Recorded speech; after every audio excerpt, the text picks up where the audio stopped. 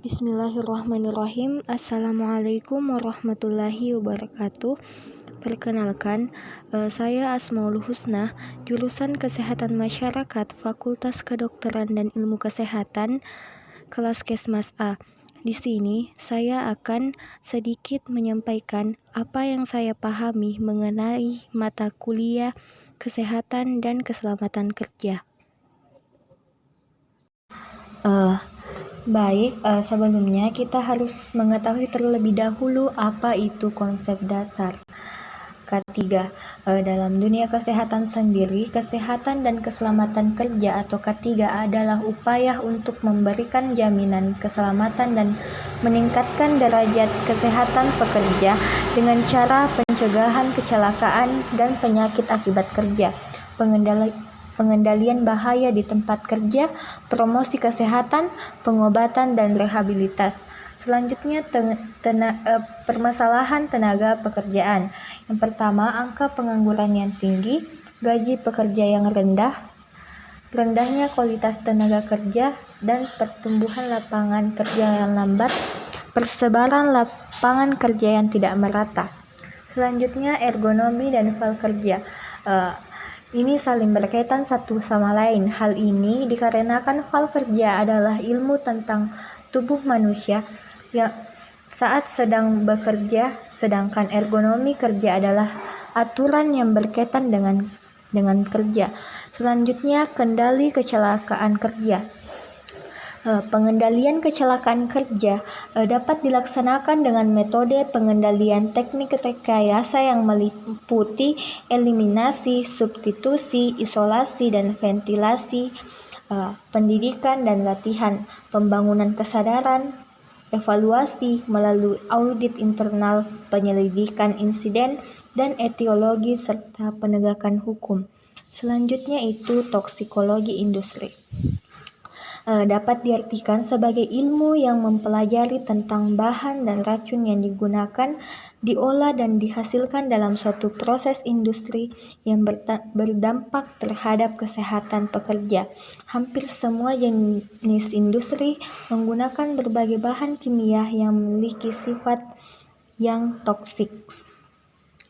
Selanjutnya itu higien industri, merupakan suatu ilmu dan seni yang mempelajari bagaimana melakukan antisipasi, rekognisi, evaluasi, dan pengendalian terhadap faktor-faktor lingkungan yang muncul. Selanjutnya itu SMK 3, yaitu Sistem Manajemen Keselamatan dan Kesehatan Kerja adalah bagian dari sistem manajemen perusahaan serta keseluruhan dalam rangka pengendalian resiko yang berkaitan dengan kegiatan kerja guna terciptanya tempat kerja yang aman, efisien, dan produktif. Selanjutnya, itu adanya PAK dan PAHK, penyakit akibat hubungan kerja. Penyakit yang berhubungan atau terkait dengan pekerjaan, namun bukan akibat karena pekerjaan. Terdapat jaminan seperti kecelakaan kerja, contohnya asma, TBC, hipertensi, dan lain sebagainya. Selanjutnya itu adalah gizi kerja.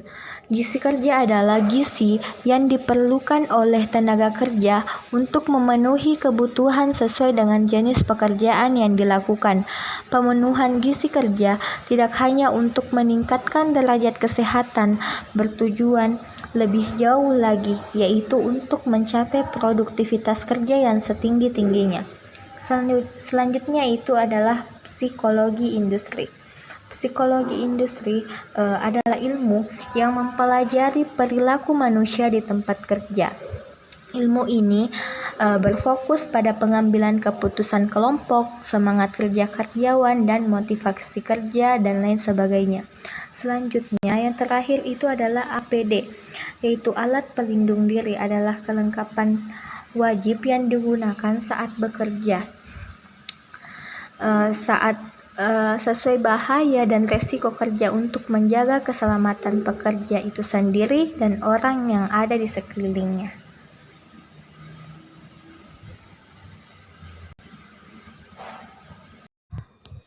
Saya akan sedikit menyampaikan apa yang saya ketahui dan pahami tentang konsep dasar K3. Yang pertama itu, kita harus terlebih dahulu mengetahui apa itu pengertian dari K3 itu sendiri. Pengertian K3 yaitu merupakan suatu spesialisasi ilmu kesehatan dan kedokteran dengan tujuan pekerja atau masyarakat pekerja dapat memperoleh derajat kesehatan setinggi-tingginya, seperti fisik, mental, dan sosial dengan usaha preventif dan kuratif.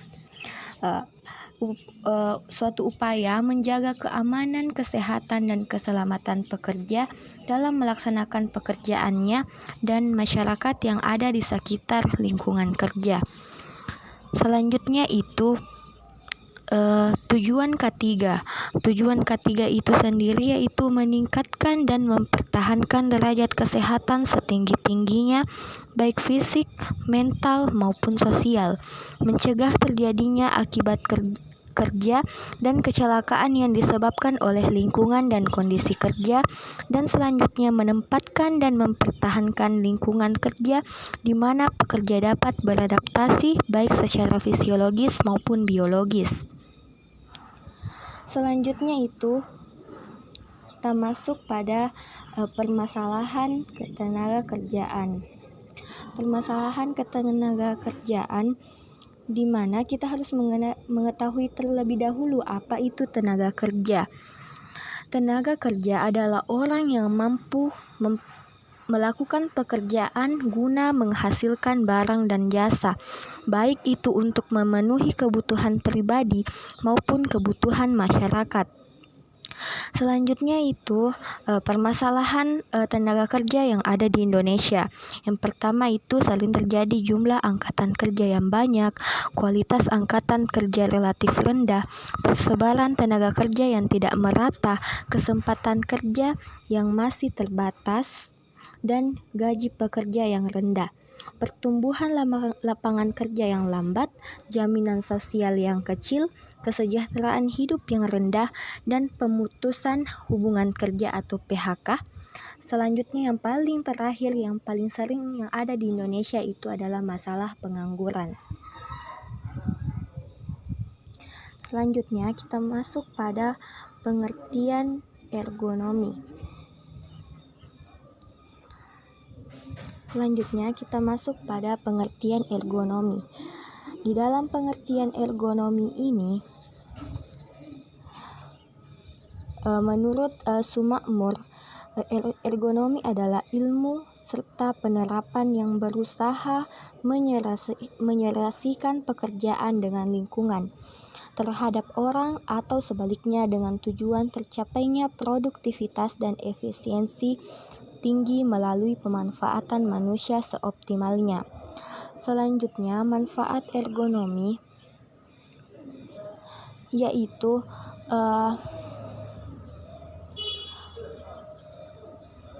diperoleh rasa nyaman dalam bekerja, menghindari kelelahan, menghindari gerakan dan upaya yang tidak perlu, dan selanjutnya tenaga yang digunakan sedikit tapi hasilnya maksimal. Selanjutnya kita akan masuk pada pembahasan gizi kerja.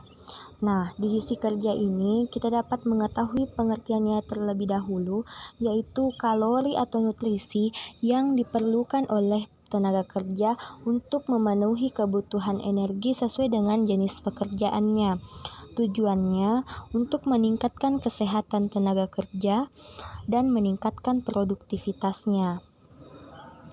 Adapun hal-hal yang mempengaruhi penyusunan makanan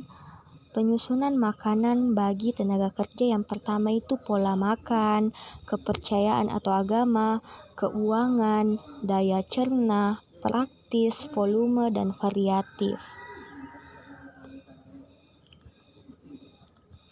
Selanjutnya kita masuk pada pengertian toksikologi industri.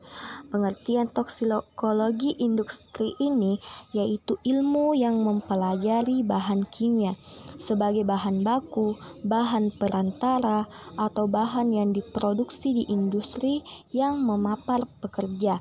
Ilmu yang mempelajari pengaruh bahan kimia yang mempergunakan sejak awal sebagai bahan baku, proses produksi beserta penanganannya terhadap tenaga kerja yang bekerja pada unit produksi tersebut. Cara masuk bahan kimianya yaitu melalui saluran pernafasan atau inflasi, saluran pencernaan atau oral, dan selanjutnya melalui kulit atau kutan.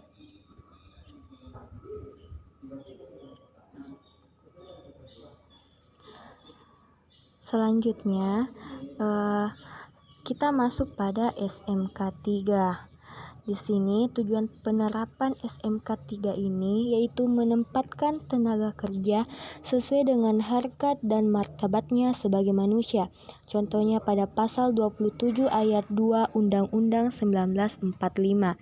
Selanjutnya, meningkatkan komitmen pemimpin perusahaan dalam melindungi tenaga kerja, meningkatkan efisiensi produktivitas kerja untuk menghadapi kompetisi perdagangan global, proteksi terhadap industri dalam negeri, meningkatkan daya saing dalam perdagangan internasional, dan selanjutnya pelaksanaan pencegahan kecelakaan masih bersifat parsial. Perlunya upaya pencegahan terhadap problem sosial dan ekonomi yang terkait dengan penerapan K3. Selanjutnya ada bagian PAK dan PAHK, di mana ini terdiri dari faktor lingkungan fisik. Lingkungan fisiknya yaitu suhu tinggi, suhu rendah. Selanjutnya adanya tekanan, pencahayaan, suara, radiasi, getaran, dan well body. Yang selanjutnya itu ada lingkungan biologi. Di lingkungan biologi di sini terdiri dari antraks, flu burung, antiklostomasis, hepatitis, HIV/AIDS, rabies, malaria, dan tuberkulosis. Adapun faktor dari lingkungan fisiologisnya ada low back pain, nyeri pada otot yang bekerja, dan kelelahan. Adapun pada faktor lingkungannya itu ada pada debu. Debu ini yang terkenal yaitu debu CO2, debu asbes, debu BE, debu Fe2O3, debu SNO2. Tempat pengolahannya ini biasa di tempat yang limbahnya putih dan adanya debu kapas dan debu arang batu. Selanjutnya ada faktor psikologis. Di sini faktor psikologisnya yaitu timbulnya stres kerja, kurang harmonisnya dengan rekan dan atasan, cemas yang berlebihan. Selanjutnya adanya faktor fisiologis seperti beberapa banyaknya pengaruh fisiologisnya adanya rasa cemas dan canggung dalam pekerjaannya.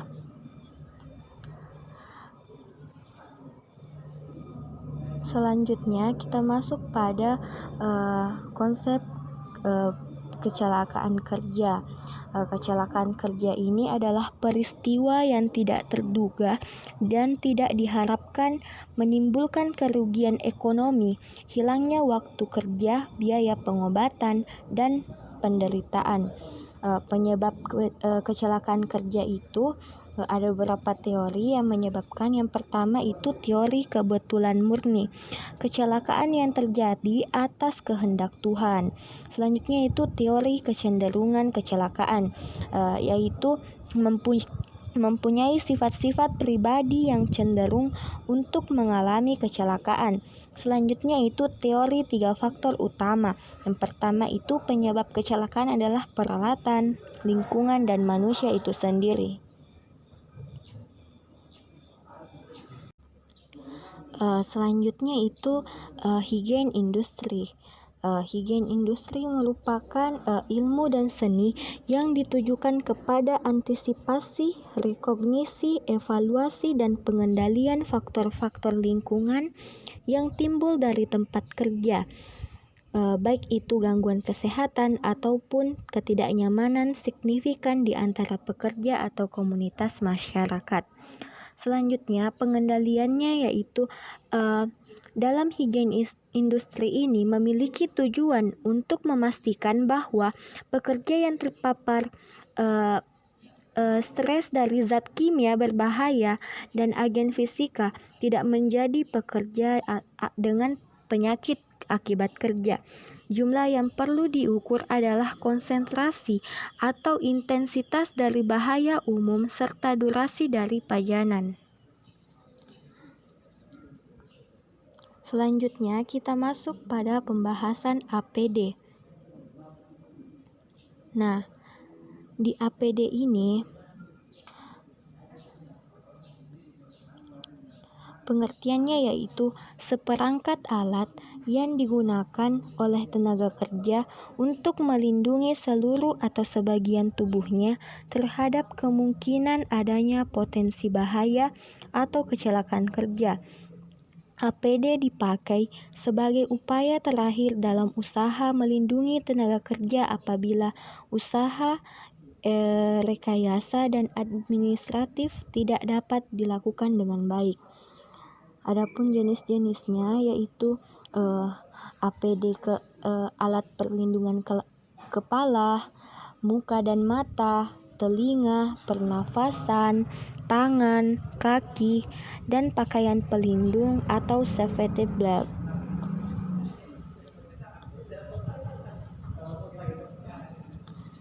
Selanjutnya kita masuk pada pembahasan psikologi industri. Psikologi ini adalah ilmu yang mempelajari tingkah laku dan gejala-gejala kejiwaan manusia. Psikologi industri adalah ilmu yang mempelajari tingkah laku dan gejala-gejala kejiwaan manusia yang berhubungan dengan pekerjaan atau yang terjadi dalam industri. Manfaat psikologi industri ini yaitu untuk menangani masalah yang dihadapi dalam sistem industri yang ditinjau dari sudut psikologis antara lain. Yang pertama, personal management, yaitu penempatan kerja, kepuasan kerja, dan motivasi kerja dan lain-lain. Selanjutnya, human engineering, di mana kaitannya antara alat dan perlindungan kerja seperti efisiensi kerja.